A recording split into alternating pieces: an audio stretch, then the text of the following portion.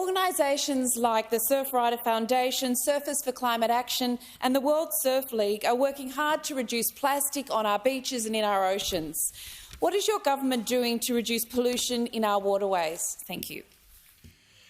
Call to the Minister for the Environment and Water. Thank you, Mr Speaker, and I want to thank the member for Mackellar for that terrific question, because if we don't do something much better on ocean plastics, by 2050 plastics in our ocean will weigh more than fish in our ocean.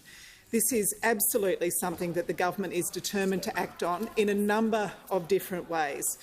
In the first instance, by stronger systems, reducing the use of plastic, increasing recycling opportunities, and of course by getting existing plastics out of our oceans through terrific programs, for example using Indigenous rangers to pull ghost nets out of the ocean.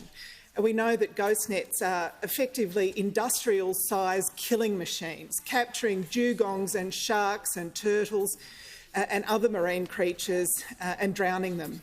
So just on the reforms to plastic waste, the use of plastic in Australia has nearly doubled. Between 2010 and 2021, we went from 2.6 million tonnes of plastic, almost doubling the plastic that we're using. That's at a time when those opposite had set very ambitious targets on reducing plastic use, but never achieved any of them. So by reforming packaging regulation, we'll be able to reduce the use of plastic in the first place, but we'll also be able to make sure that when we do use plastic, we choose the sorts of plastics that can be recycled more effectively. The Minister will just pause for a moment. Just hold her horses for a sec. The Deputy Leader of the Opposition has been interjecting constantly throughout this answer. Non-stop. No one else has been, but constantly throughout this answer. Just going to ask her to leave the chamber under 94A.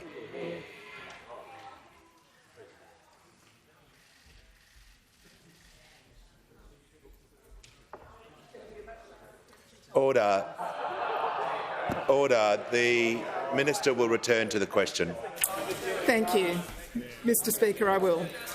So we need to make sure that the use of plastic is reduced in the first place by redesigning the sort of packaging that we're using. We need to use less problematic types of plastic so that we can more easily recycle any plastic we do use, with fewer problematic additives as well. We know a lot of packaging is covered, for example, in chemicals like PFAS that mean that it can't be effectively recycled.